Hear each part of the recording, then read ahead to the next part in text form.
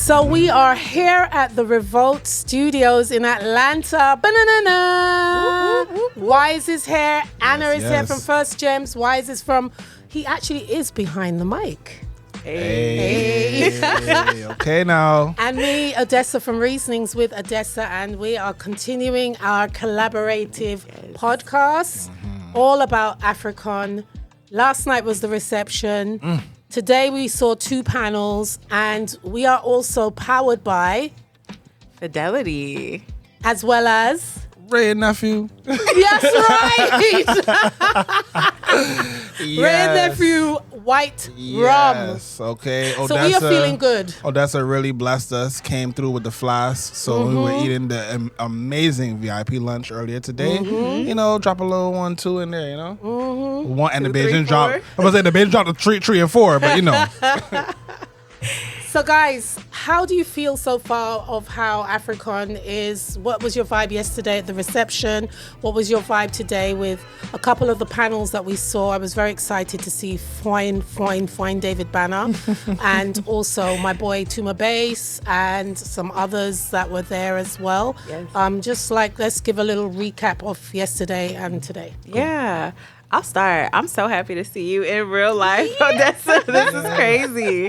And I don't think you mentioned you touched down from Jamaica yesterday. So just kudos coming from far and wide. And I know Wise, you drove down to the A. So I'm really happy to welcome y'all into the city. As ATL Anna. ATL. What's that thing? The ATL. I'm so ATL. We really are. And to, you know, culminate by being at the REVOLT Studios. But last night was so cool to really see, like, just months of hard work and collaboration to put together this AFRICON conference.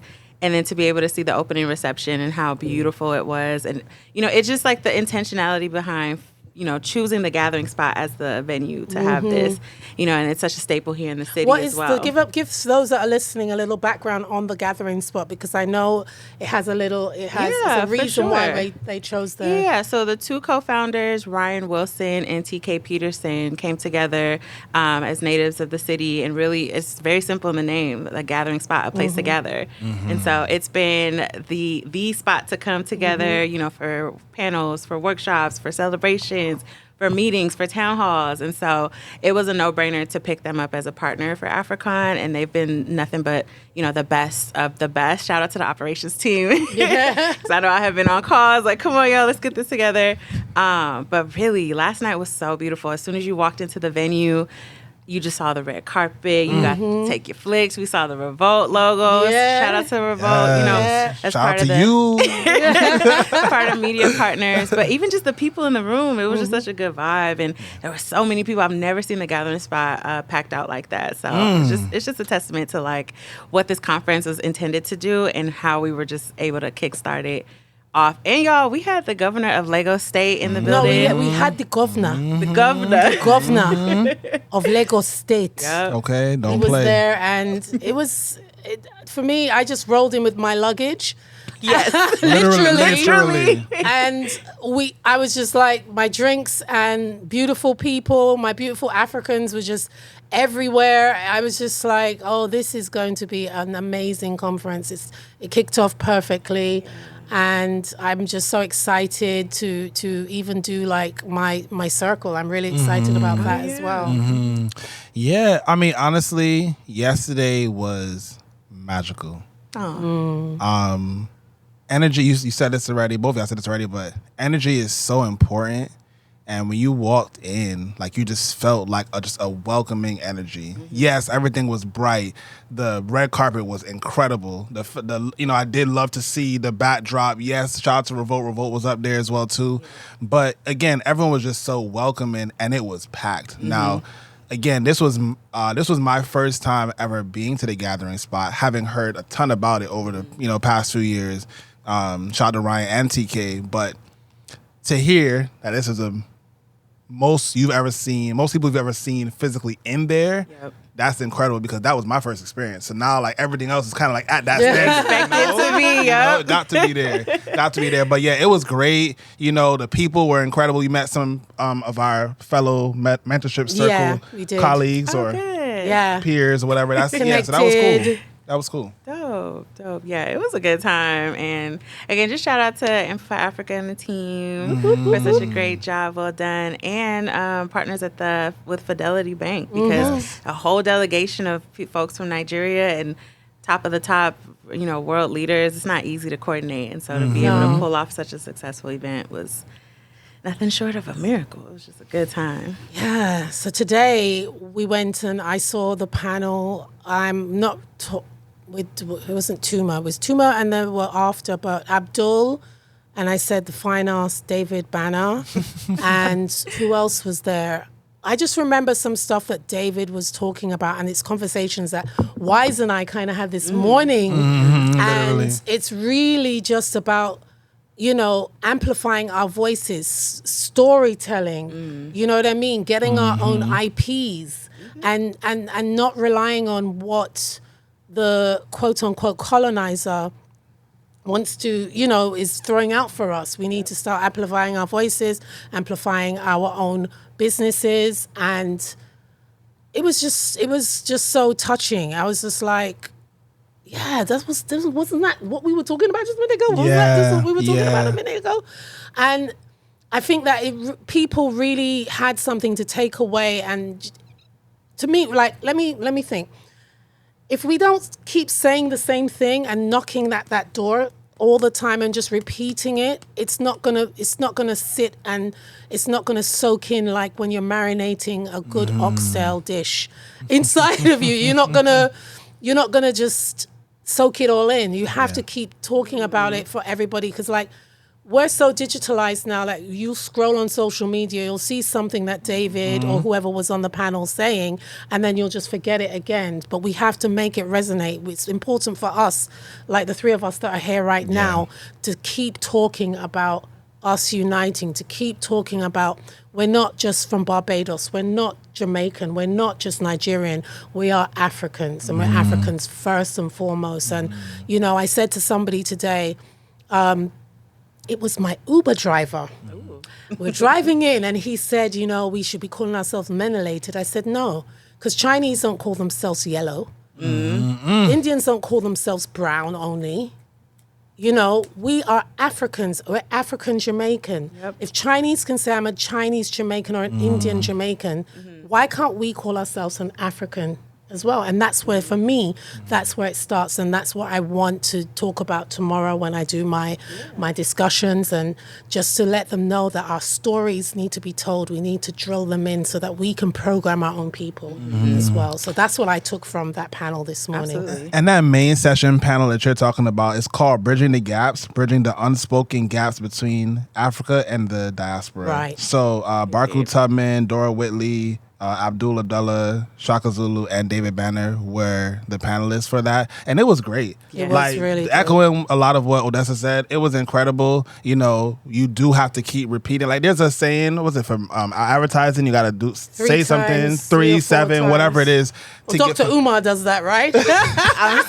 For people to really like receive what you're saying, and just echoing all the points that you all have already said already. I think that this conference and the networking that's around that is only going to help solidify that and allow us to solidify the ground that we're standing on and like help pave the way for like everyone in the future too. So we don't have to, not that we don't want to have AFRICON in 2040, 2045, but we want that the bridge is already built at that point. Exactly.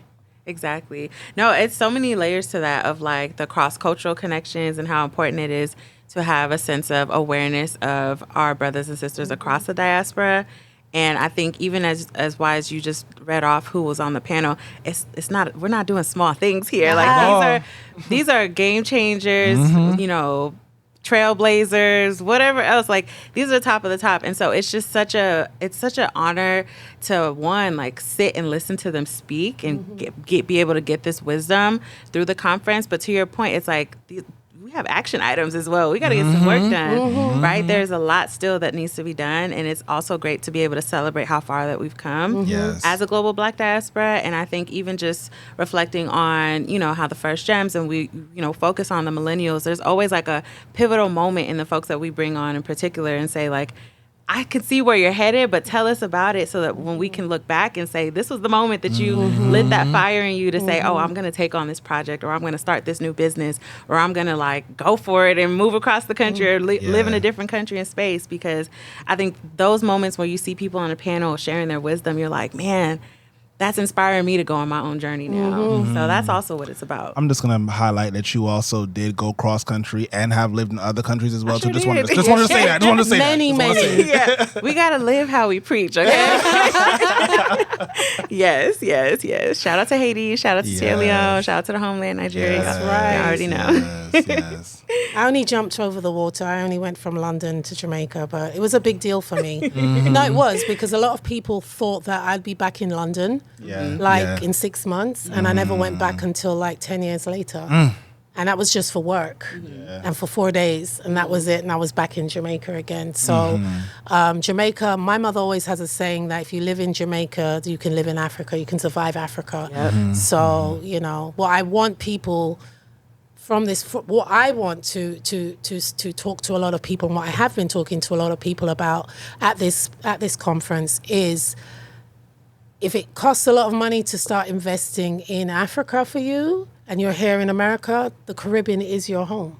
The Caribbean is an extension of Africa, and you can invest in Jamaica, you can invest in Barbados, you can invest in Guyana, and you can invest in the Bahamas. We're your home as well. And I want more of our younger people, and even some of the old that have the money, big up Fidelity, to start investing in the Caribbean as well, because it is a diamond. And once we can polish that diamond, we're going to take the same thing and stop even glistening our own continent of Africa. Yeah, no, for sure. Don't want to get too far off of the point here, but talking about investing in the Caribbean region, AFRICON Bank is doing that.